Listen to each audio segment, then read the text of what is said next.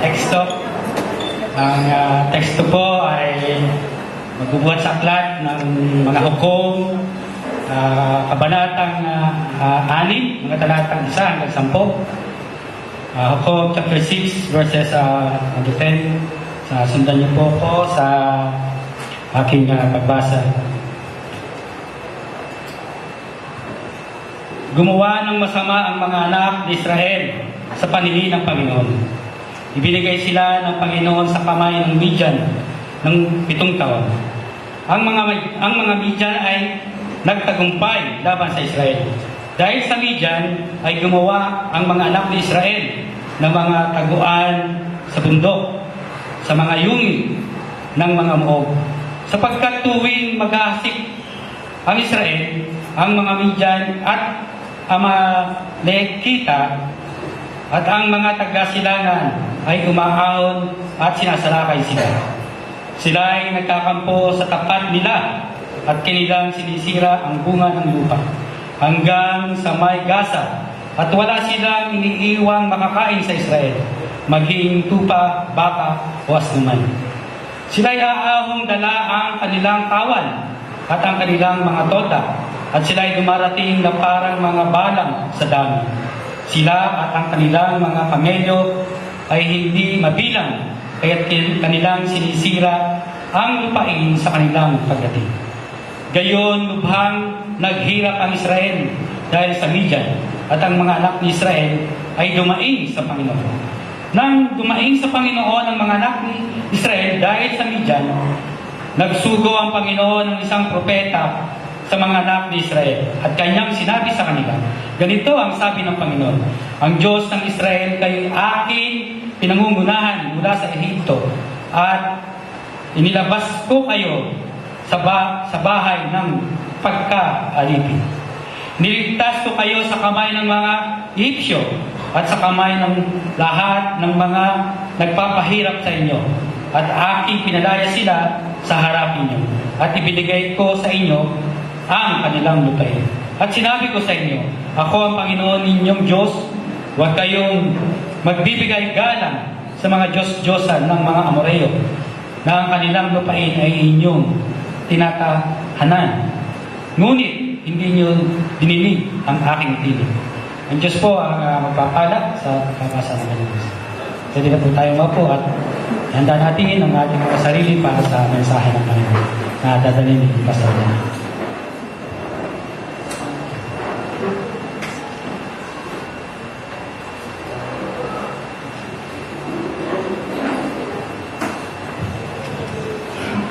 Pagpalang umaga sa ating lahat. Ang ating pong paksa, Recovering Back Your Potential, o ang pagpanumbalik ng ating kakayahan ay binigay ng Diyos sa atin.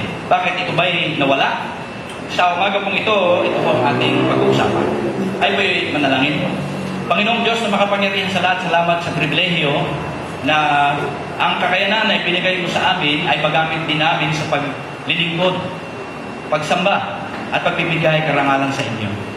Hangad po namin, Panginoon, na sa pagbubulay ng iyong mga salita, kami ay turuan mong makinig. Magkaroon ng saloobin na nagpapahalaga sa inyong mga salita. Patawarin mo kami kung madalas sa aming pakikinig, ito ay sa amin lang ang isip lumalagi at hindi bumababa sa aming puso at umaangkop sa aming mga kamay at paa upang isagawa. Patawarin mo kami, Panginoon. Nalulungkot kami sa mga pagkakataong hindi namin nagagawa ng lubusan ang inyong kalooban sa aming buhay. Kaya sa umagang ito, patuloy mong palakasin ang aming loob at ituon mo ang aming pansin sa kahalagahan ng iyong mga salita na magtuturo sa amin kung papaanong mapapanumbalik ang mga kakayanang taglay namin na dapat ay sa iyo lamang ginagamit. Ito po ang aming sangkot dalangin sa pangalan ng inyong anak na si Jesus. Amen. Si John Piper, isa po siyang kilalang pastor sa Amerika. Siya po ay isang reformed pastor. At gumawa po siya ng aklat. Ang title po niya is Don't Waste Your Life. O huwag mong sayangin ang iyong buhay. Sabi niya, ang aklat na ito ay hindi nagtuturo na tayo ay makaiwas sa mga problema. Gaya yung narinig na natin kanina, yung mga pagsubok, kahit yung inawit kanina, na why me? Hindi nagtuturo na makaiwas. Kundi, ang sinasabi ko ng aklat na ito ay hayaang magamit ng Diyos ang ating buhay kahit doon sa sukdulan na tayo po ay masaktan para sa Kanya. Sapagkat doon lamang daw magkakaroon ng kabuluhan ang ating buhay kung ginagamit para sa Panginoon. Samantalang kung hinahanap natin ang kaalwanan, sabi nga kaayusan, na hindi naman masama, pero kung ganun lang ho ang magiging interest ng bawat isa sa atin, doon natin pwedeng masabi na our life will become wasted. Kasi pwedeng sabihin na, okay naman pero sa totoo, ito'y nasayang lamang. Kaya ngayong pong umaga, atin pong pagbulayan ang salita ng Diyos. Sa Josue 24:31, kung natatandaan ko ninyo, noong laang linggo, na pag-aralan po natin ang buhay ni Josue, kung saan siya ay naglaan ang kanyang paglilingkod sa Panginoon, kung paano yung kanilang kakayanan binigay nila sa Panginoon. At sa puntong ito, makikita ko natin na sa buong buhay daw ni Josue, gaya nyo ang nakalagay sa 24:31 ng kanyang sulat, naglingkod kay Yahweh sa bahayang Israel habang nabubuhay si Josue. Kahit wala na siya, nanatili pa rin silang tapat kay Yahweh habang nabubuhay ang mga pinunong nakasaksi sa lahat ng ginawa ni Yahweh para sa Israel. So napakaganda, nakita ko nito yung epekto sa buhay ng mga Israelita noong si Josue ay inilagay ng Diyos para maglingkod. Ang nakita ko natin kung paano nila sinundan ang pangunguna o pagiging leader ni Josue sa kanila hanggang doon daw sa mga sumunod na saling leader. Ang sabi ko doon, mga nakasaksi, mga pinunong nakasaksi sa lahat ng mga ginawa ng Diyos. Now, tingnan po natin, pagpasok ho ng aklat ng hukom, ito ho yung immediate na kasunod. Ito ho yung pagkatapos ng Josue lamang, makikita ho nyo yung aklat ng hukom o mga hukom. Na panahon mong yun, wala pa hong hari. At ito ho ang makikita ho ninyo sa unang bahagi, chapter 2, verse 10. Naglingkod ng tapat kay Yahweh ang mga Israelita habang buhay si Josue. Dinugtong mo doon dahil sa kasaysayan, alam mo nila yun. At ang mga pinunong nakasaksi sa mga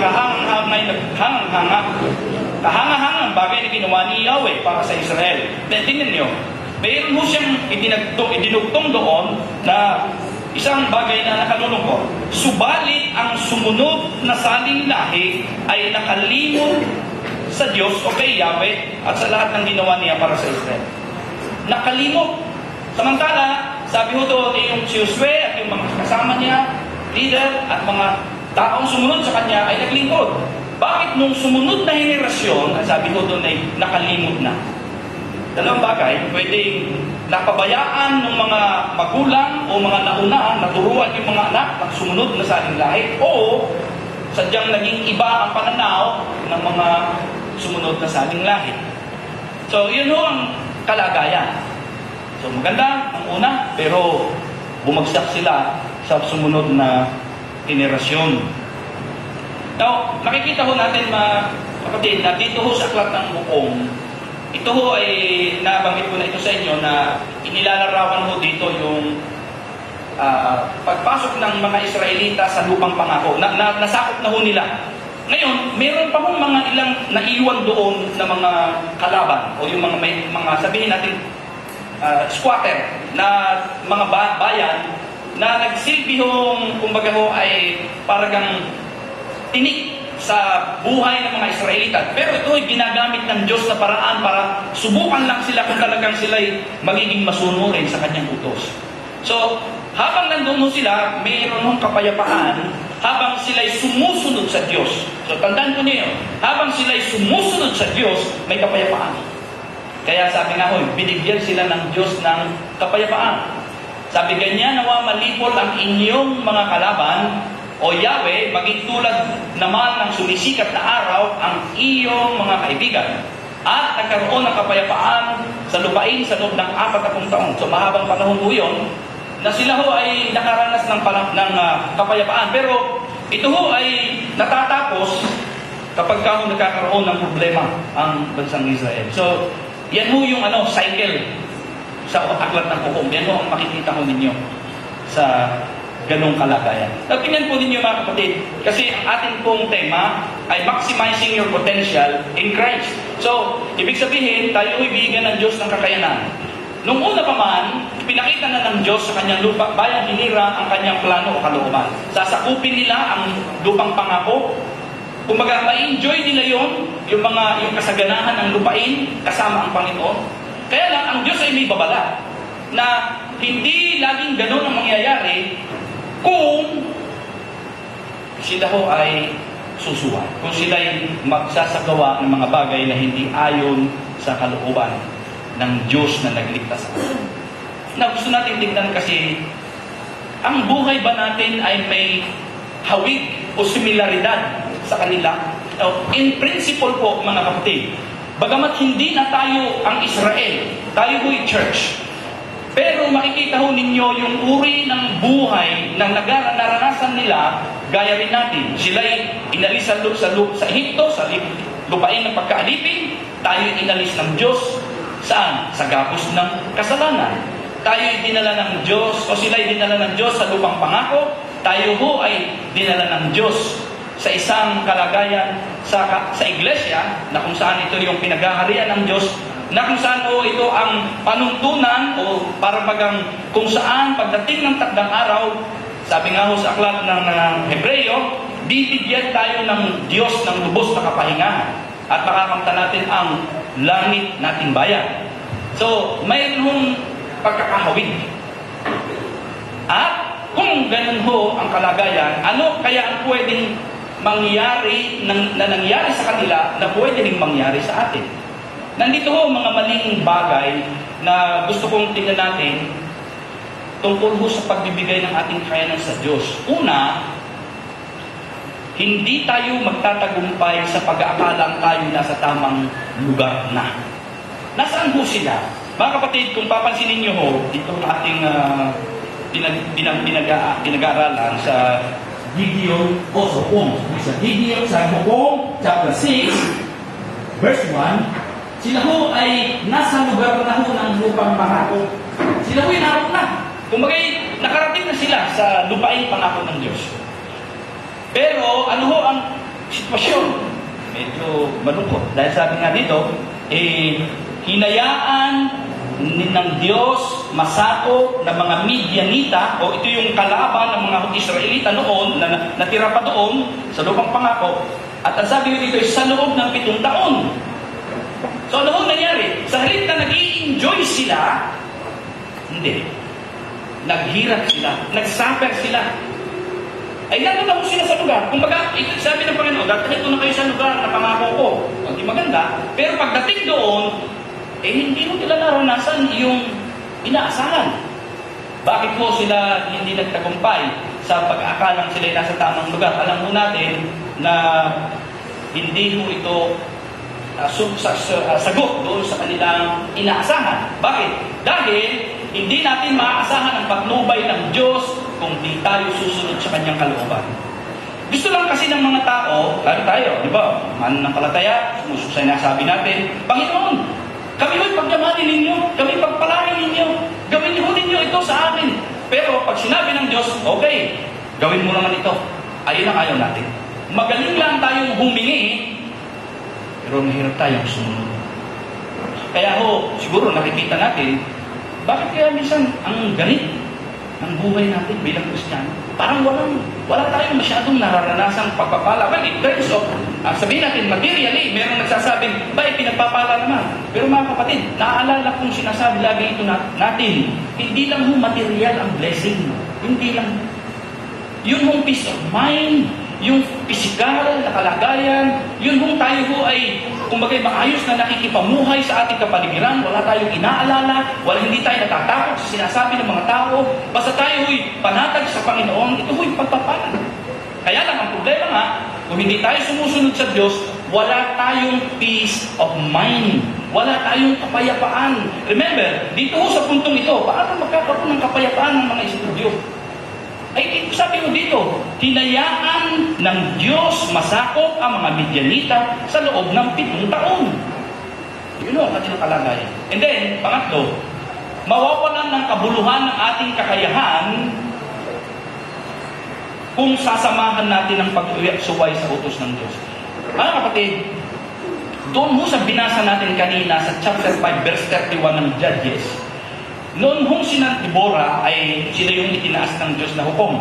Di nalupig nila ang kalaban. So, nagkaroon daw ng 40 years peace, sabihin payapa. Pero ano ho ang ginagawa ng mga Israelita?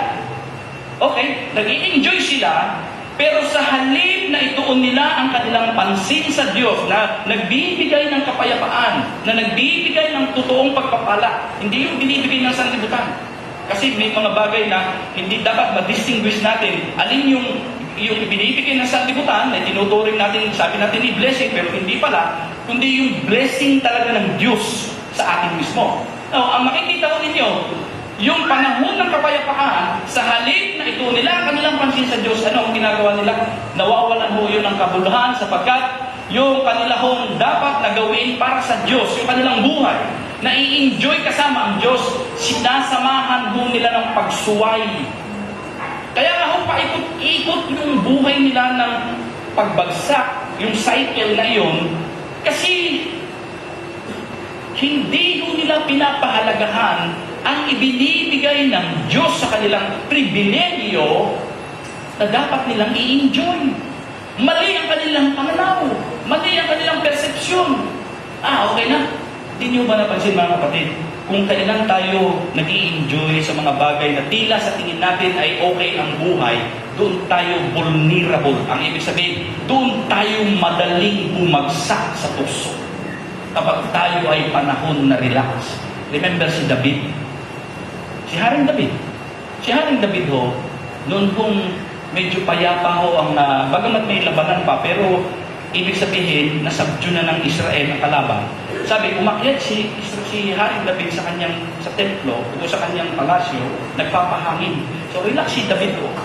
Di ka yung mga panahon kong yun, relax eh. Nagpapahangin, parang relax lang. Ay nakarinig po siya ng lagaslas ng tubig sa baba. Nagkataon naliligo si Bathsheba. Siguro nung makita ni David, sabi, may naliligo. Dapat umalis na si David eh. Dapat umalis na siya eh. Naliligo. Hindi pwede. Nakita niya siguro, sabi ba, magandang babae, alam niyo na kung nangyari sa istorya. The moment ang mind relax, yan ho yung mga opportunity na minsan kung anong ho ang papasok. Ang delikado ho doon, ay dapat sana, sa Diyos kaso ang nangyari ho ay nahahaluan, sabi nga, ng mga bagay, ng makasarili, makalaman, pagsuway laban sa Diyos. So ano ho nangyayari? Yan ho ang paraan o pagkakataon na ang atin hong potensyal, yung supposed to be privilege, na magamit natin ang ating buhay sa Diyos, hindi natin magawi-gawa. Maaaring sinasabi ng iba, hindi, nagagamit ko naman. Mga kapatid, ganito ho ito. Kung hindi ho buo ang pagbibigay ng buhay sa Diyos, ibig sabihin kung yan ay 75% o sabihin natin even 80%, 90%, ibig lang ho sabihin yan, hindi pa rin tayo totally committed sa Diyos na ibigay ang lahat-lahat sa atin. Ang gusto mo ng Diyos ay maibigay ang sabi nga ho, mainam, pinakamabuti. Sabi nga, first priority ang Diyos. Kaso, yung problema, ito, nagkakaroon mo tayo ng maling pananaw. Now, ito ang bagay na gusto natin tignan kung ano ang gusto ng Diyos sa kanyang bayan at sa atin na rin. So, how can we recover back our potential for God's glory? Kasi, nasayang na eh. Imagine, 7 years. After 40 years ng rest, 7 years, hirap na naman. So, ito ho ang nandito ho natin pag-uusapan. Una, tandaan natin, your life is for God's use only. Sabihin nga natin, your life. Pangalawa, your life is for God's service only. Okay, number 3, your life is for God's honor only. Okay. So, for God's use only, for God's service only, for God's honor only. So, makikita ho ninyo sa pangyayari doon po sa istoryang ito, ang mga bagay na gusto nating tingnan kung paano magiging applicable sa atin ito sa panahong kasalukuyan. Your life is for God's use only. Ang ating buhay ay para sa Diyos lamang. Now, tingnan niyo ho sa awit 24:1. Ang nakalagay ho diyan, lahat ng nasa mundo, ang buong mundo at lahat ng naroon daw ay sa Diyos. Okay? Lahat daw ng naroon ng mundo at ang lahat ng naroon ay sa Diyos. So, ibig sabihin mo nito, pag-aari ng Diyos, kinilikhayan ng Diyos, tayo ay kasama roon. Pero mga kapatid, tingnan niyo ho ang Deuteronomy chapter 32. Tingnan niyo ho ang Deuteronomy chapter 32. Meron lang akong titingnan sandali doon na ating gustong makita. Verse 9. Ano nakalagay doon? Verse 9. Nasabi ko dito, pagkat ang lahi ni Jacob ay kanyang pinili, sila ang kanyang tagapagmanang lahi. Ang binamit po sa salitang English ay yung salitang portion, inheritance. Parang sinasabi na sa dinami-dami ng lipi ng tao sa mundo o lahi ng tao, mayroong itinalaga ang Diyos na para sa Kanya. Ibig sabihin, Kanya lahat. Kaya lang merong eksklusibong Kanya.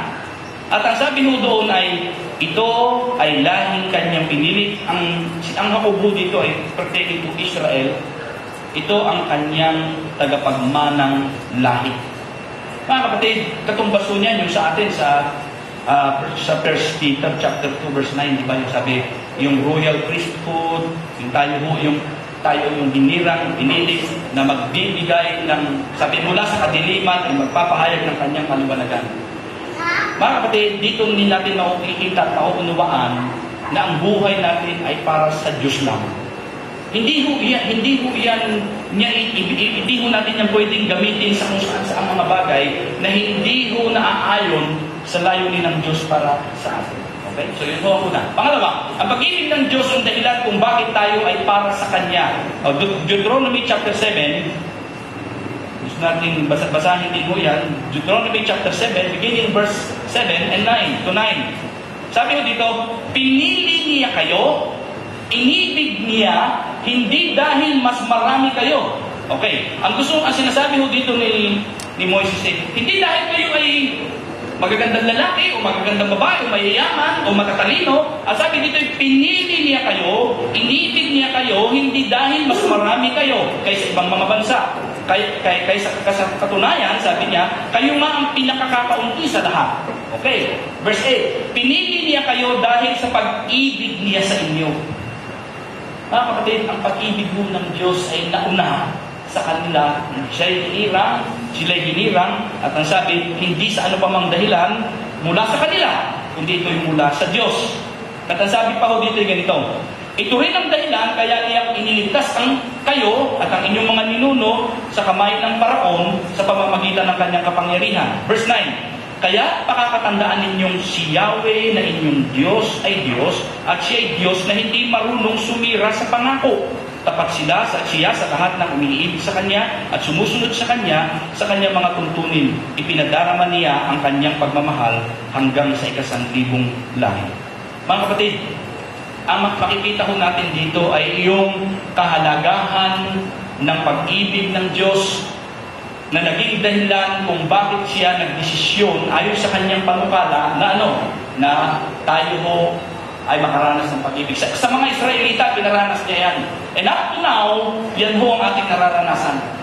Katulad ho nung kinakanta natin kanina, isang bagay na minsan sa ating hong pagsamba, bagamat hindi na ho nagko-coordinate kami kung ano ho mga kakantahin, pero dahil nga sa, alam naman natin na ang pagsambang ito ay para sa Diyos, natutuwa ako na katulad nung kinakanta natin, sabi, ikaw lang ang nagtiwala sa akin. Di ba? Para bagang, of all people, Lord, sa lahat ng mga tao, Panginoon, salamat. Pinagtiwalaan. Minahal ko. Binigyan mo ko ng pagkakataon na ang aking buhay at potensyal na bigay mo ay may handog ko sa iyo. Alam niyo ba na maraming tao ang nagpupumahog ibigay ang buhay nila sa Diyos. Maraming tao halos ang mga relihiyon ay naghahandog ng kanilang buhay. Siyempre, gano'n naman talaga yun. Iaari ko ang buhay ko. Alam niyo kung tutusin, alam niyo ba kung ilang tao ho daw ang malapit na kasi inaalala nila yun, commemoration, parang aalalahanin. Ano yun? Yung 9/11, September 11, 2001, nung umatake ang mga Muslim extremists sa New York, sa iba-ibang bahagi nga ng Amerika, yung Pentagon, New York, Pennsylvania yan. Isipin niyo yun, 19 people lang. 19 na tao na may pagsamba sa isang Diyos na kinikilala nila, halos, niyanig nila ang Amerika. Amerika is the world's, not only, sabihin natin hindi pinakamalaki, but the most powerful country in the world today. Wala akong tataas niya. Kahit pa China, Russia, hindi nila kaya ang Amerika. Pag ang pag-uusapan mo in terms of military capability, mabigat ko ang US. Hindi kahit po anumang bansa sa Europe, hindi pa po pwede tapatan ng Amerika. Most powerful, yes. Pero tingnan nyo, 19 na tao, niyanig nila ang US. Sabi nga nung nag-text sa akin naman, sabi, Pastor, gera na ako sa Amerika, gera na. Abay, talagang niyanig. Alam niyo ba ng panahon yun? Punuho lahat ng simbahan sa Amerika. Yung mga hindi nagsisimba, takbuha sa simbahan. Aba, ay akala ko kay most powerful, 19 na tao na, niyanig kayo. Bakit? Ay pinapakita lang mo ng Diyos. Ako ang pinaka-powerful. Pero in terms ng sinasabi natin sa mundo, so mga kapatid, ang nangyari no kasi dito natin nakikita na hindi dapat ilaan ang sarili kung saan-saan kung alam natin na ang Diyos na humirang sa atin na nagbigay sa atin ng ganitong pribileyo, ang pag-ibig niya ay nasa atin. And then finally, ayon sa unang Korinto 6:19-20, hindi natin pag-ahari ang buhay ng katawan na ito kung dito sa Diyos. Pero tingnan nyo, minsan kung umasta tayo parang atin. Yes, ako, guilty doon. Palagay ko, wala naman pwede magsabi nito, Pastor, hindi ko ako. Ay, hindi, ang Diyos lang nakapaalam. Why? Kasi ibig sabihin yan, lahat ho ng lihis, lahat ng laban sa gusto ng Diyos na kung saan inilalaan natin ang ating sarili na supposed to be hindi dapat at ginagawa natin, ay hindi pagsalungat po yun sa kalooban ng Diyos na na ang ating daw hong buhay, katawan, ay Kanya, binili niya ho ito ng isang walang katulad na presyo ang banal na dugo ng Panginoong Jesucristo. Kapatid, yan mo ang ginawa sa atin ng Diyos Pero tingnan niyo kung minsan ibasta-bastahin natin ang buhay na ito. Bilang mga mananampalataya. Ito ho ang dahilan, mga kapatid, na sasabihin ko sa atin.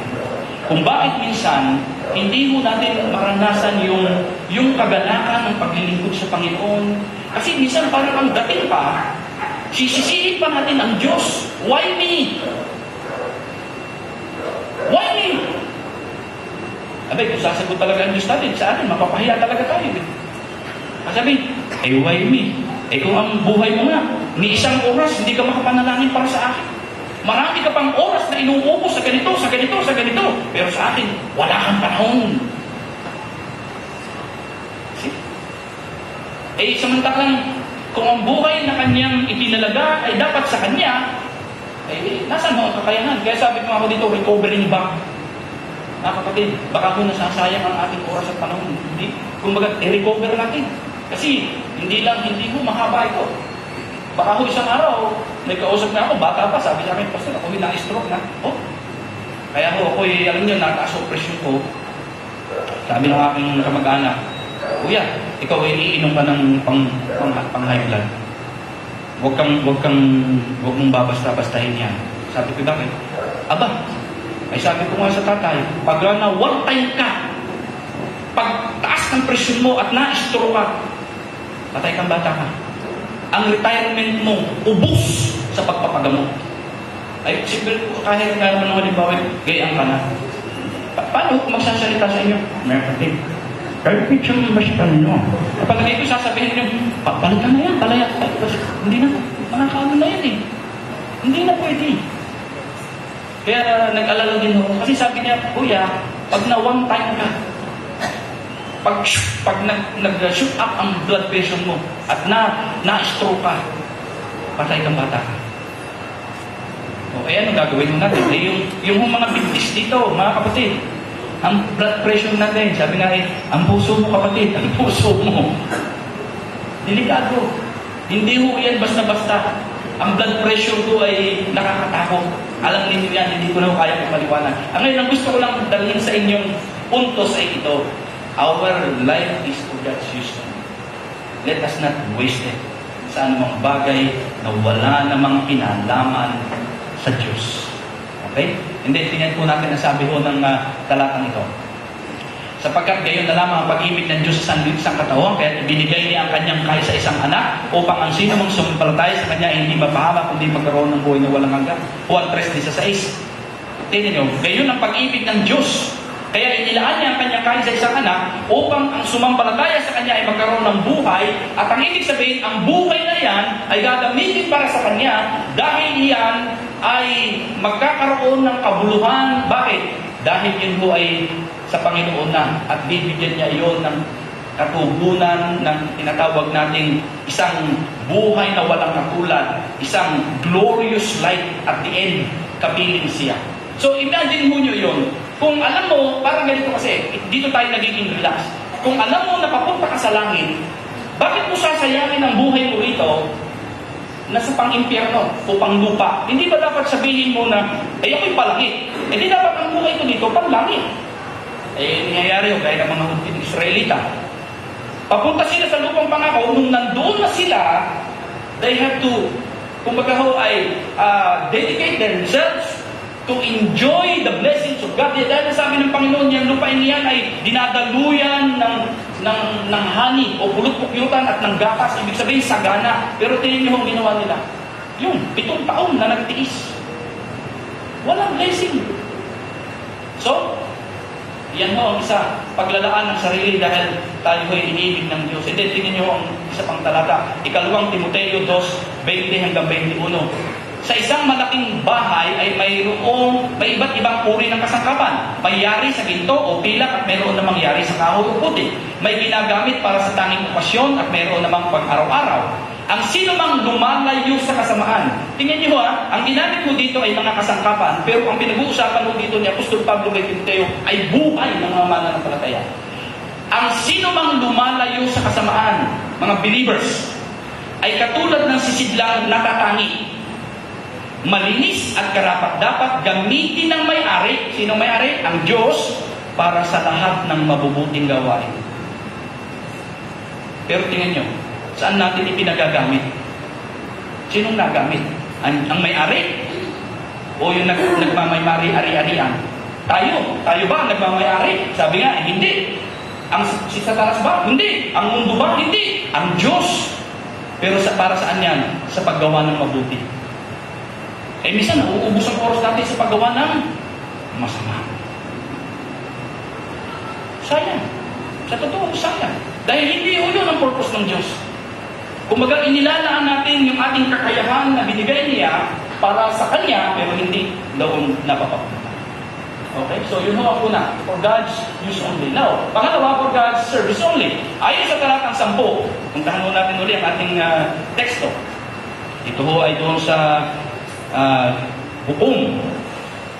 Kakamali na naman ako, hindi video. Hukom. Sa talatang 10, ang sabi nyo kasi sa verse 10, sinasabi ko na sa inyo na ako si Yahweh na inyong Diyos at hindi kayo dapat sumamba sa mga Diyos ng mga Amoreo. Sa lupain hindi tinitirhan ngayon, ngunit hindi kayo nakinig sa akin.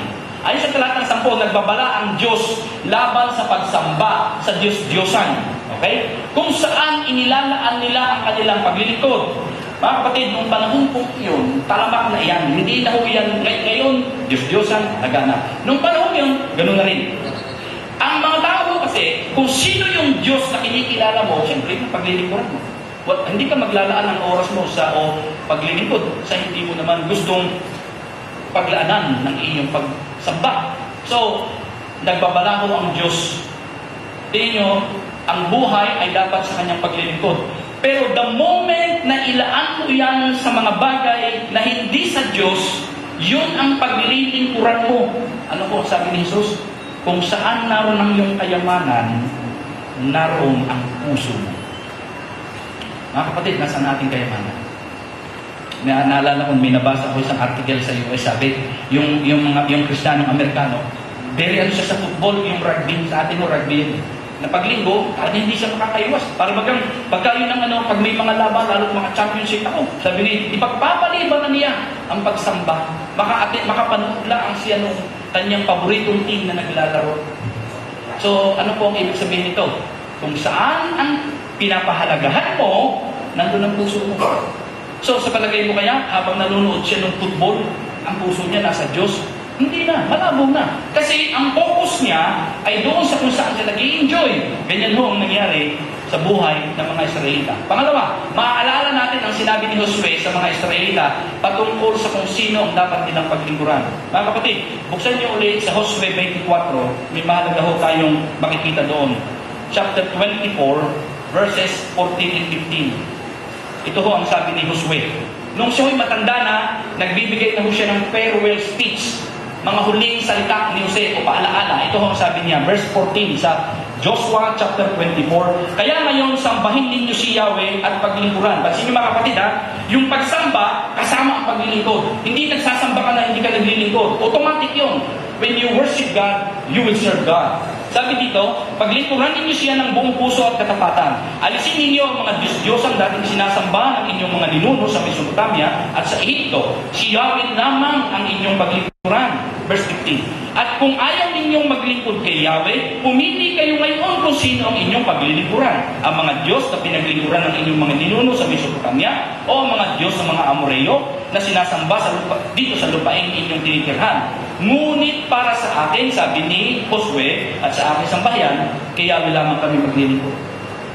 Ang mga kapatid, malinaw na ang alam ng mga Israelitang ito na kapag si Yahweh, ang Diyos na nagligtas sa kanila sa Egypt, nag-alis sa kanila sa pagkalipid, ang kanila hong sasambahin at yun ang kikilalanin, paglilingkod.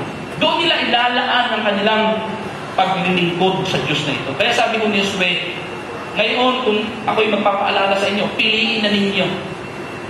Nakikita ko ni Josue yung katigasan ng ulo ng ibang mga Israelita. Yung bagang gusto naglilingkod sa Diyos, pero ayaw kong bumitaw sa mga bagay nagsisilbing Diyos. Ang gusto kong sabihin ganito, marami ho tayong, siguro hindi naman ho, pag tayo ay nasa Panginoon, we really wanted to serve God. Siguro wala naman ho talagang totoong Kristiyano na ang puso niya ay hindi niya ilalaan talaga sa Diyos. Ang problema ay ganito, alam niyo ba yung nabanggit na yung ginagamit na ilustrasyon tungkol doon sa unggoy na hinuhuli nila? Sabi nila ay gumagamit ng buko na nilalagyan ng butas, nilalagyan nila yun ng isda sa loob, yung hawak, yung tuyo, yung dried fish, mabago yun. Kasi sa halip na mais ang kukunin ng unggoy, ang kukunin niya yung isda sa loob ng buko. Kaso, kasya lang ang kamay ng unggoy, ipasok doon para mahawakan niya yung tuyo, parang ganito. Bawa ito yung isda, hahawakan niya yun sa loob ng buko. Ay problema, hindi niya ho yung bibitawan, hindi niya naman may ilabas ang kamay niya. Ay ang buko ho mabigat, hindi ho po pwedeng mahila ng unggoy yun kasi mahuhuli siya pag dinala niya yun. Pero tingnan niyo, kahit na ho ang unggoy mahuli, hindi niya bibitawan daw yung isda. Kumbaga aplikasyon noon sa atin as an illustration. Tayo ganito, gusto nating maglingkod sa Diyos. Bakit ka hindi? Ay tayo sumampalataya, ay gusto ko maglingkod sa Diyos. Talagang alam ng Diyos yan. Kaya lang ganito, meron tayong yung mga tinatago sa ating closet na mga kung ano-ano pang abubot na bitbitin. Yun ang sinasabi ng ibang mga bagahe. Binabagis natin yung mga, Lord, bakit maglilingkod sa iyo? Hihilahin ko lang ang huwarin. Para gusto sabihin ng Diyos, bitawan mo na yan at sa akin ka na lang ang maglaan ng buhay. Ang marami ho ay gustong sumunod, pero ayaw mong bitawan ang mga abubot. Mga kapatid, may abubot pagka tayo. Ay, siyempre, Diyos nang nakakaalam mo. Kung may mga lihim tayong abubot, kasi hindi naman lahat ng abubot hayag eh. May mga lihim na abubot, yung mga bagahe na binibit-bit. Kaya hindi mailaan ang buong buhay sa paglilingkod sa Diyos. Pangatlo, ang paglilingkod natin sa Diyos ang nagdudulot sa atin ng kapanatagan at kasapatan. Tingnan niyo po, balikan natin ang Judges chapter 6. Tingnan niyo po ang sabi mo doon sa ating, hindi na ho natin nabasa ito, pero ito ho ay karugtong nung dapat ay nang binasa kanina ng ating kapatid na Roy. Pero ito karugtong, hindi ko na ho sadyang isinama. Sabi ko sa verses 11 to 16, babasahin ko, yan yung basahin ko, subaybayan ninyo. Dumating sa Opra ang anghel ni Yahweh, kaupo sa ilalim ng malaking puno na pag-aari ni Joas. Ito ho yung tatay ni Josue, nabuhat sa angkan ni Abiezer. Si Gideon na anak ni Joas, si Gideon ho yung bukong na inirace ng Diyos para iligtas sila. Sa kasalukuyang gumigiit noon ng trigo sa pisaan ng ubas. Patago. Bakit? Kasi baka makita ng mga Midianita.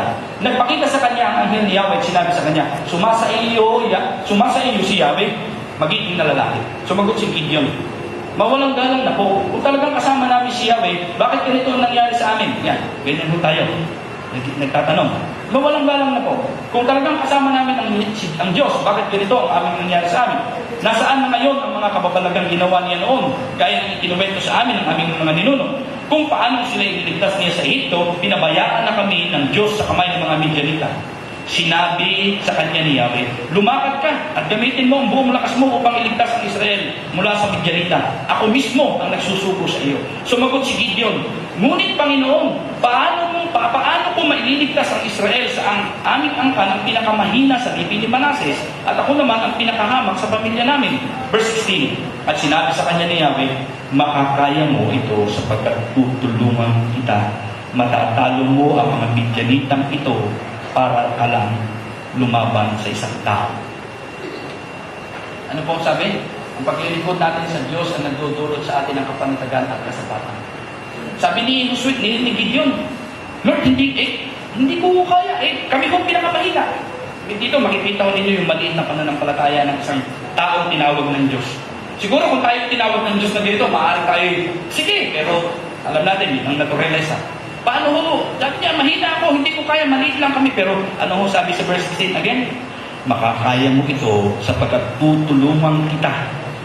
Si Jesus ang Diyos ang nangangako nito. Matatalo mo ang mga Midianitang ito na para ka lang lumaban sa isang tao. Mga kapatid, nagsasayang tayo ng oras lumaban sa mga bagay na hindi natin kaya. Na para bang gusto natin ipakita, kasama natin ang Diyos, yes, pero hindi talaga siya ang hinahayaan natin lumaban para sa atin. Ino ang sabi ng Diyos, ako ang lalaban para sa inyo, matatalo mo sila.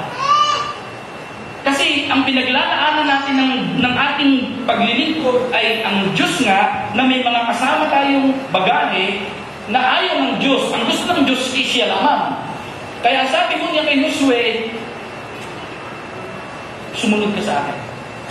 Ibig sabihin mo doon ay ang ating paglilingkod na nakalaan sa Diyos at kung doon lang natin itutuon, bibigyan niya tayo ng kapanatagan at kasapatan. Ibig sabihin noon, panatag tayo. Pwede natin harapin ang mga kabigatan sa ating buhay at ang Diyos ang magbibigay ng kasapatan sa ating mga pangangailangan. Somehow, hindi natin maiwasan mga kapatid na hindi problema.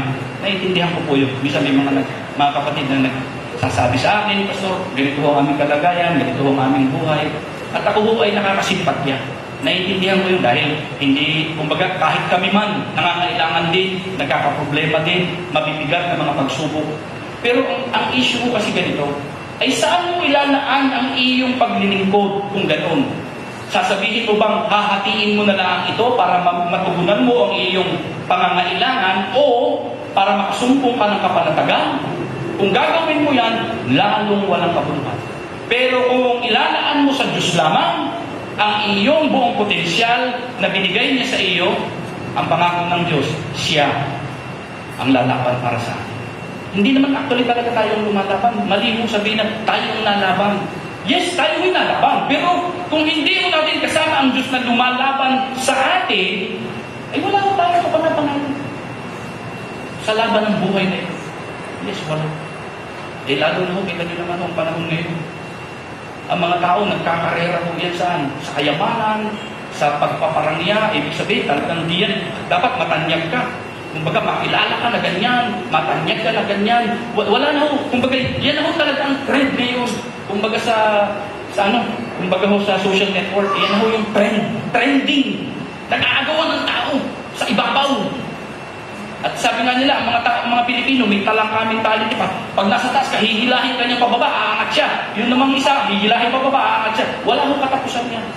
Mapapagod ho tayong makilala. Hindi tayo parang yan. We are not for that reason. Bakit? Kasi ang ating hong paglalaanan ng ating sarili ay ang Diyos. At siya ho ang bahala sa atin sa mga bagay na kailangan natin upang tayo pumanatag. Nakakapagod ho ang buhay ko sa totoo lang. Kung wala nga lang ho tayong Diyos na masasabi, palagay ko, maghihiwa-hiwalay tayo eh. Siyempre, bigil up ka eh. Sasabi mo, Lord, hindi ko na ayaw mo. Surrender na. Sa tindi ng pagsubok, Lord, parang wala eh. Ibig sabihin, tawag ako ng tawag sa iyo. Wala naman.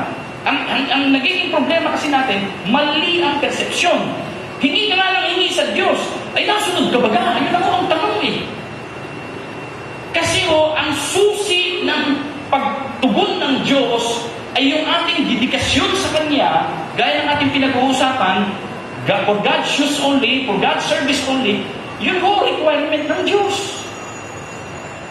Kung hindi mo natin gagawin yan, how can we expect that God will respond positively sa ating pangangailangan? Hindi mo ang Diyos madadaya. Hindi mo natin kayang bulahin ang Diyos. Bago pa tayo magsalita, alam na ng Diyos ang ating sasabihin.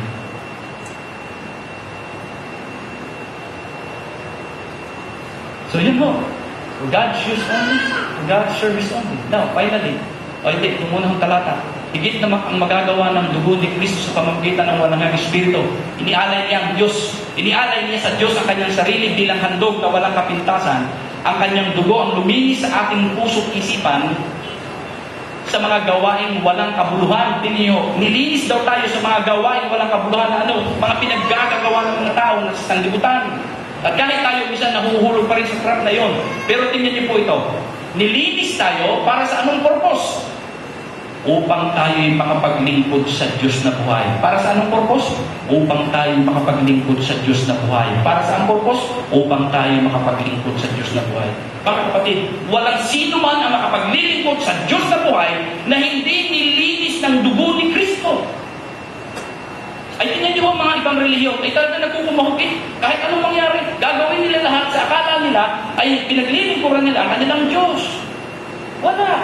Kasi sabi ko dito, si Kristo lang ang pwedeng gumawa sa atin, yan, kanyang ginawa, nihandog niya ang kanyang buhay, para daw tayo makapaglingkod sa Diyos. Ngayon tayo nilinis na. Ayan ang tanong. Is our service for God? Yan ang tanong. Kanino ba natin ginagamit? Kanino natin inilalaan ito? So, for God's use only, for God's service only, for God's honor only. Nalimutan nilang parangalan ang Diyos na nag-alis sa kanila sa pagkaalipin. Chapter 1, makikita ko natin doon na sinabi ho sila'y gumawa ng kasalanan. And of course, ang kasalanan ho ay dahilan ng kanilang hindi pagpaparangal sa Diyos. Yun ho sabi sa verse 1. And then, tingnan niyo ho sabi sa verse 25. Kinagabihan, sinabi ni Yahweh kay Gideon, kunin mo ang torong iyong ama. Kunin mo ang toro ng iyong ama at isa pang toro na 7 taon gulang. Gibain mo ang altar ni Baal na ipinagawa ng iyong ama. Sino ho nagpagawa ng altar? Ang ama ni Gideon mismo. Sino ho ang ama ni Gideon? Israelita. Sino ho itong Israelita ito? Kilala niya ang Diyos. Pero anong ipinagawa? Trono ni Baal. Ano sabi ngayon ng Diyos kay Gideon? Gibain mo ang altar ni Baal na ipinagawa ng iyong ama. Pupulin mo ang ribulto ni Asherah sa tabi nito. Ano po ang ibig sabihin ito mga kapatid? Honor me. Gideon, honor me. Gibain mo yan. Mga kapatid, ay hindi pa ho yata giba. Giba na ho ang ating mga bagahe. Bit-bit pa eh. Well, baka ho, marami pa wala ho tayong sinasamba, wala tayong tinitirikan ng kandila, wala tayong nilalagyan wala tayong mga hawak na mga kung ano ng pulyeto, mga nakabitin sa ating bahay, wala tayong mga imahen na nakasuot ng pang-basketball, na Eh sabi nga nila, hindi naman masama ho yun kasi si Jesus din nung maliit pa, kaya sinasamba rin namin. Eh, sabi ko kasi sabi sa akin, hindi ba naman masama dahil maliit pa ho si Jesus noon. Kaya yun din. Eh sabi ko, lumaki na eh. Anyway, mga kapatid, ganun eh. Yung honor, yung pagbibigay ng honor, Gideon, gibain mo. Usahin mo yan. Kasi hindi ko napararangalan eh. Nasasalaula ang pangalan ko, Gideon, sa ginagawa ng mga yan. Na gusto kong sabihin ito ngayon. Sa church, sinasalaula ba natin? Siyempre, nakakalungkot kung may mga nangyayari na hindi bagay na dapat i-expect ng Diyos sa atin, pero hindi natin ginagawa. Baka kung nasasalaula na, ay baka sasabihin ng Diyos, gibain ninyo yan. Hindi niyo ako napararangalan sa ginagawa ninyo. Kaya dapat po natin itong tandaan. Hindi. Ang pagsuway ay hindi pagbibigay karangalan sa Diyos na nagsasadlak sa kapahamakan at kahihiyan. Tingnan niyo po ang nangyari sa kanila. Verses 2 and 5 ng chapter 6. Higit na makapangyarihan ng mga Midyanita kaysa mga Israelita, kaya ang mga Israelita ay nagsipagtago sa mga kuweba at sa mga kabundukan. Now, tingin tayo sa tali. Higit na mas makapangyarihan ng mga Midyanita sa Israelita? Sabi, you're kidding me. Hindi. Kung tutusin, hindi. Dahil kasama nila ang Diyos na magtatagumpay sa kanila. Kaya sinabi mo yun, ay dahil tingnan nyo, verse 3, tuwing nagtatanim ang mga Israelita sa kanilang mga bukirin, sinasalakay ng mga Midyanita, Amalekita, at iba pang mga lipi galing sa disyerto. Nagkakampo mga ito sa lupain na sinisira ang mga pananim doon hanggang sa Gaza. Wala silang itinitirang anuman na maaaring pakinabangan ng mga Israelita sapagkat kinukuha nilang lahat, pati ang mga tupa, baka at asno. Dumarating silang parang makapal na balang kasama ang kanilang mga baka, tolda, at mga kamelyong hindi mabilang sa dami at sinisira ang lupain. In verse 6, walang magawa ang mga Israelita. Tingnan niyo mga. Dati, ay sila ho, isipin niyo yung wall of Jericho, chapter 7, ng Joshua. Yun ho'y 45. Ibig sabihin nyo na napakatibay.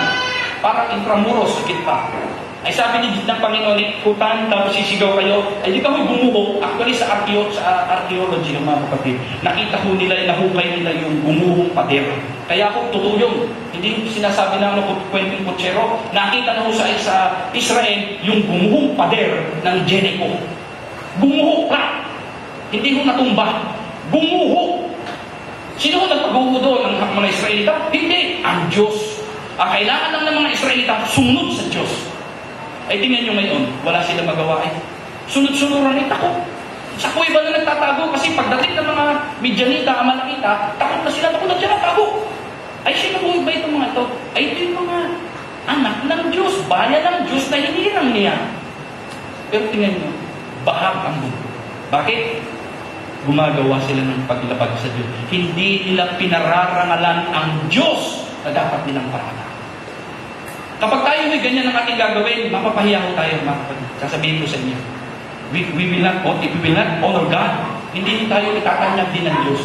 Kasi ang pararangalan ng Diyos ay yung nagpaparangal sa Kanya. Pero ang nagpapahiya sa Kanya, mapapahiya din. Yeah. Hindi ka gaganan sa diyan. Wala. Kasi hindi mo nabibigyang pagpapahalaga kung sino ang Diyos sa iyo. Tingnan niyo po ito. Saka pa lang sila tumawag sa Diyos nang sila'y wala ng magawa. Verse 6. Walang magawa ang mga Israelita kaya humingi sila ng tulong kay Yahweh. Ano ho nangyari sa prayer? Last resort. Saka lang sila nagluho. Mananangin na kayo. Bakit? Abay, wala na tayong susuka. Lute. Hindi ka tayo masigay. Saka lang tayo nagsisilapit sa Diyos pagka yung suko na. Eh, sabi kanina, may prayer, ano tayo, prayer. Sabi ko nga, huwag kayong mag-alala. Hindi na kailangan magparamihan tayo sa prayer, attendance sa prayer meeting. The important thing is, alam ng Diyos, may nananalangin pa rin dito. Diba? Sabi sa Kronika, kung may isang taong nakatayo at namamagitan, good. Hindi kailangan nandito lahat eh. Kasi kung nandito man tayong lahat, but our heart is not here for God, it's wasted. Hindi nyo sa kanan nagluho. Ay, kita, gapang na tayo. Lutero! Diba ganyan tayo? Kaya sa Diyos. Aminin ko sa inyo, gintirin mo ko doon. Saka nalalapit sa Diyos pag talagang gapang na. Buti na lang, napakabuti ng Diyos. Gaya ng kinanta natin kanina. Kaya pagka tayo umaawit na gano'n, nakikita mo yung truth about what we are singing for God's glory because His character is really happening to us. Yung katotohanan kung ano ang katangian ng Diyos ay nangyayari sa ating mga buhay. Then, finally, at dapat ang Diyos ang una bilang pagbibigay para sa Kanya. First priority. Ang dangal ng Diyos, hindi naman ho actually nagdudungisan yan. Sa totoo ganito, gusto kong i-correct ito. Baka sabihin nyo, ay pagka gumawa tayo ng kasalanan, nagdudungisan. Hindi. Kahit pa ho nung pagagawin natin, hindi ho natin nadudungisan ang dangal ng Diyos. Nananatili siyang Diyos kailanman. Kahit po sa Satanas, hindi ho siya pwedeng umakuso sa Diyos at magsabi, ikaw Diyos, ikaw naman yung nagmamagaling-magaling ka na, wala ka naman talagang. Hindi niya kaya yun. No way. Ang problema ho noon, siyempre, sa nakikita lang ng tao, kaya minsan hindi na nabibigyang dangal, kasi yun ho ang nagiging napapansin. Pero, sa totoo, hindi naman ho talaga pwedeng dumisan ho yun. Ang problema, siyempre, sa ginagawa natin hindi pagbibigay dangal sa Kanya, ang hindi natin na nakukuhang kaisipan ay ito. Bumabalik sa atin na yung hindi natin pagbibigay dangal sa Diyos, tayo din ay napapahiya. Nagiging tampulan tayo ng kahingian ng mga tao kasi ibinabalik nila sa atin, ibinabato nila sa atin yung salitang ito. Yan, akala ko kaya mga yan sa Diyos, ay bakit ganyan yan? Ba't ganyan ang buhay ng mga yan? Bakit ang mga yan ay ganyan? Bakit ang mga yan? Ganun. Kaya lumalabas tuloy minsan na nahihiya tayo kasi parang ang dating, siyempre ang Diyos ang nalalagay sa alanganin. Pero sabi nga po ni Pedro, ni Apostol Pedro ganito, kung ikaw ay nagsasaper o meron kang nararanasang hindi maganda, pero dahil sumusunod ka sa Diyos, magala ka. Magala ka. Magpuri ka sa Diyos. Pero kung ikaw ay nagsasaper o may ginagawang nangyayari sa iyo, dahil sa kasalanan, ay tumangis ka. Kasi kinakatagpo ka ng Diyos, dapat pagpasalamat tayo. Halimbawa, na-experience mo ganun, dahil may ginagawa kang kasalanan. Dapat doon sa puntong yun, pumangis ka na at sabihin mong, Lord, magbabago na ako, tulungan mo ako. Gusto kitang sundin, magbabago ka na. Dahil yun na yung time, kinakatagpo ka na niya. Sinasabi na ng Diyos, this is the right time. Makinig ka sa akin. Kasi ang kasunod noon, baka mas malala. Okay? So, hindi. Ipinakita ng Diyos ang karangalang nararapat sa Kanya. Binasa na ho natin yan. Ipinakita ng Diyos ang Kanyang kapangyarihan laban sa mga Midianita. Mga kapatid, tingnan niyo ho, sabi sa chapter 7, tingnan natin ito, ng hukom. Ito na ho yung sumunod na chapter 7, verses 2 to 8. Okay, sabi ho diyan, sinabi ni Yahweh kay Gideon, sobrang dami ng mga tauhan mo para pagtagumpayin ko laban kayo sa Midianita. Baka akalain nilang sarili nila ang nakatalo sa mga Midianita at hindi dahil sa tulong ko. Kaya sabihin mo sa mga taong bayan na ang lahat ng natatakot ay maaari ng umuwi. Nang sabihin ito ni Gideon, umuwi ang 22,000, ngunit naiwan ang 10,000 pa ang naiwan. Sinabi muli ni Yahweh kay Gideon, napakarami pa rin natira. Isama mo sila sa tabi ng batis, bibigyan ko sila roon ng pagsubok. Doon ko sasabihin kung sino ang dapat mong isama at kung sino ang hindi. Ganon nga ang ginawa ni Gideon. Pagdating nila sa bati, sinabi ni Yahweh, ibukod mo ang lahat ng umiinom na parang aso. Ibukod mo rin ang mga nakaluhod habang umiinom. Ang sumalok ng tubig sa pamamagitan ng kamay upang uminom ang 300 at ang iba'y lumuhod upang uminom. Sinabi ni Yahweh kay Gideon, ang 300 sumalok sa pag-inom, ang isama mo upang papagtagumpayin ko kayo at gabiin ang mga Midianita. Ang iba'y pauwiin mo na. Ang dami nila, 22,000. Kasi ang daming kalaban. Pero sabi ng Panginoon, ang dami ninyo Gideon, bawas. 10,000, bawas ulit hanggang 300. Kaya narinig nyo ba yung Gideon 300? Ano po ang ibig sabihin? Mga kapatid, hindi mo sa dami ang tagumpay. 300 laban sa libo-libo. Pero ano sabi ng Diyos? Iyan na lang ang isama mo para tayo pagtagumpayin ko. Sabi ng Diyos kay Gideon. Yun ho ang dangal ng Diyos. Ang dangal ng Diyos, hindi ho kayang sagupain ng tao. Kahit ho iisa ang haharap na nagbibigay dangal sa Diyos. Kahit ang kaharap niya ay milyon na mga tao sa sanlibutan, hindi ho yun makakapanakit sa anak ng Diyos na nagbibigay parangat sa Kanya. So yun ho ang gusto sabihin dito. ang Diyos ay karapat-dapat tumanggap ng ating parangal sapagkat siya ang nagbigay sa atin ng tagumpay at tugon sa ating pangangailangan. Now, chapter 7, 19 to 23, alam niyo ho ang nangyari? Alam niyo ang nangyari? Kasi ito ho yung kwento. Maghahating gabi na, halos kapapalit pa lamang ng pangkat ng tanod ng Sid na Gideon at makasapit sa kampo ng mga Midianita. Hinipan nila ang kanilang mga trumpeta at sabay basag ng mga dala nilang banga. Ganon ang ginawa ng dalawang pangkat. Hawak ang sa kanilang kaliwang kamay ang sulo. Tapos sabi, sa kanang kamay naman ay trumpeta. So wala kong espada. Sulo, ilaw, and then trumpeta. Ang sabi ko dito, at pagkatapos ho doon ay, ano nangyari? Ganon ang ginawa ng dalawang pangkat. At ang sabi, sumigaw ng tabak ni Yahweh at ni Gideon. Bawat isa ay hindi umalis sa kanyang kinatatayuan sa paligid ng kampo, samantalang nagsisigawan at nagkanya-kanyang takbuhan ang mga nasa kampo. At habang walang tigil sa pag-iit ng trumpeta, ang 300 Israelita, yung kanyang pinili, isinama. Ang sabi, pinaglaban-laban ni Yahweh ang mga nasa kampo, kanya-kanya silang takbo tungo sa Serera hanggang sa Bethsita at Abel Menola malapit sa Tabata. Ano ang nangyari dito? Habang walang armas. Alam niyo yung mga Midianita, yung mga magulang, sila ho nagtatagaan. Pinagtatatagaan nila ang kanilang mga kasama, sila na ho nagaway-away. Ang mga Israelita ay nakapaligid lang.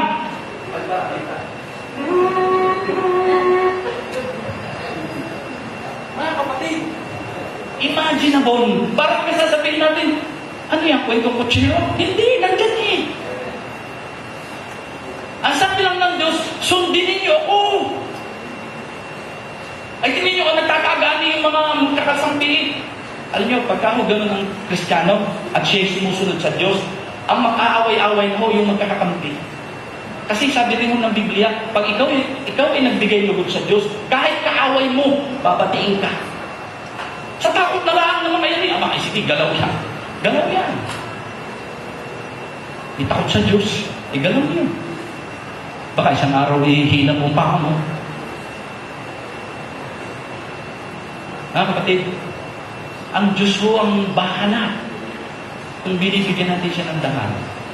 Okay? Tamang, ano ba ito?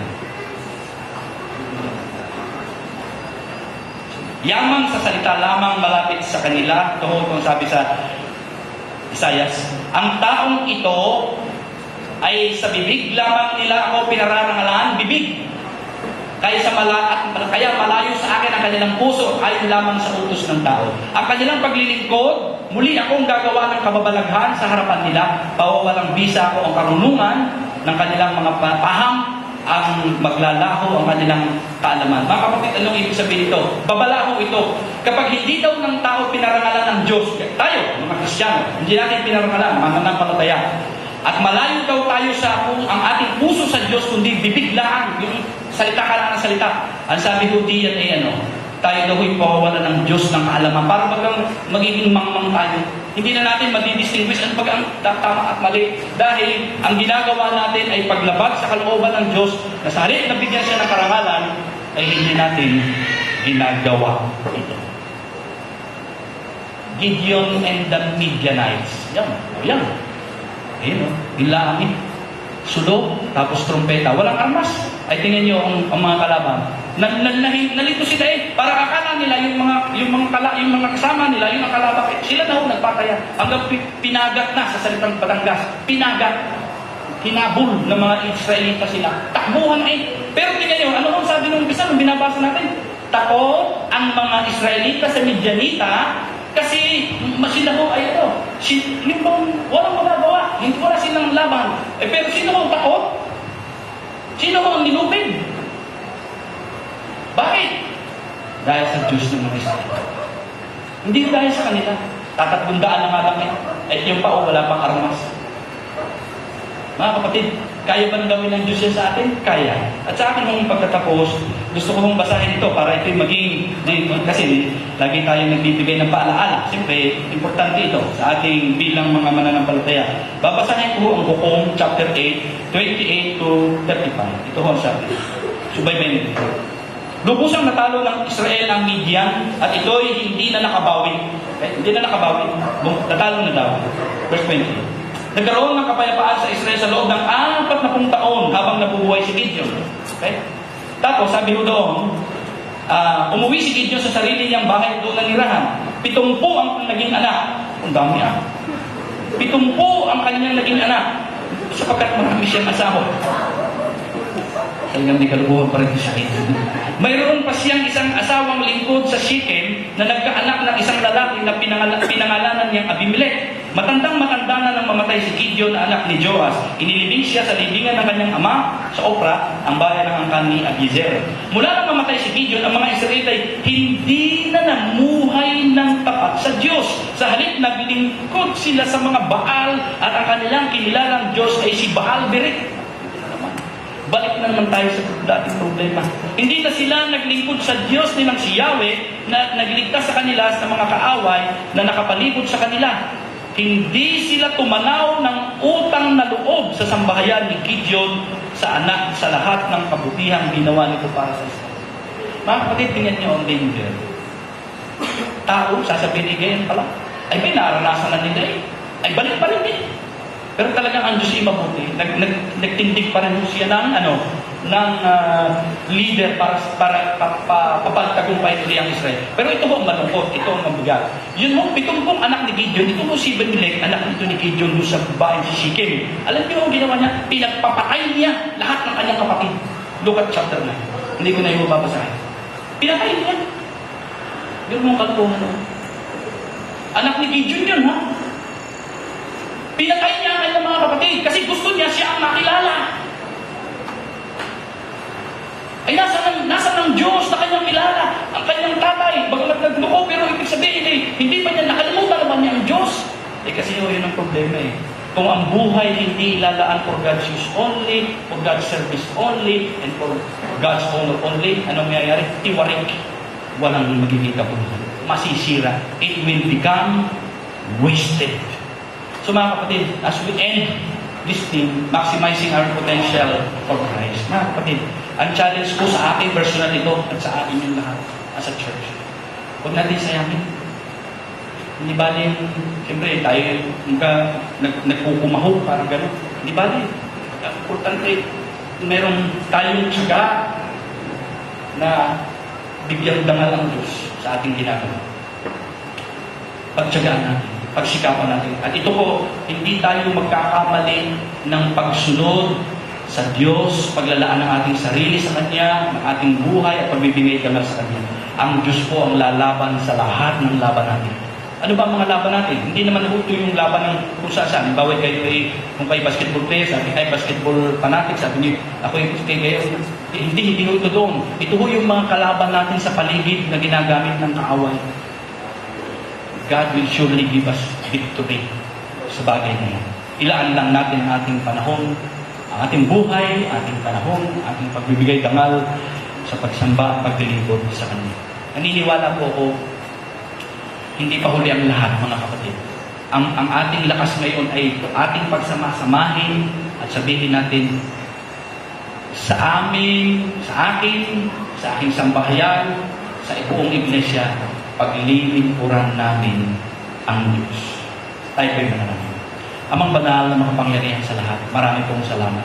Ang kasaysayan ito'y natala sa inyong mga salita upang maging paalaala sa amin ang mga prinsipyong nakita namin dito, upang sa gayon ilaan namin ang aming buhay sa inyo, ang aming paglilingkod sa inyo, ang aming pagbibigay dangal sa inyo. Salamat sa ginawa ng Panginoong Hesus na sabi ngay, ang anumang maaaring dangal na para bagang yung kahihiyan na sinapit niya nung siya ipako sa krus. Hindi niya inalintana ang hirap, ang sakit, ang kamatayan, ang reputasyon ng kanyang kalagayan bilang tao. Ngunit isa siyang Diyos at inihandog niya ito para sa amin, para magkaroon kami ng buhay na walang hanggan. Ngayon, bilang pagtanaw ng utang na loob sa Panginoong Hesus, tulungan mo kami, O Diyos, na ilan din naman ang aming buhay para sa Kanyang karangalan. Alam namin na nagbibigay dangal sa Kanya ay pararangalan mo rin ayon sa iyong mga pangako. Salamat sa iyong mga salita. Ito po'y aming dalangin sa pangalan ng inyong anak na si Jesus. Amen.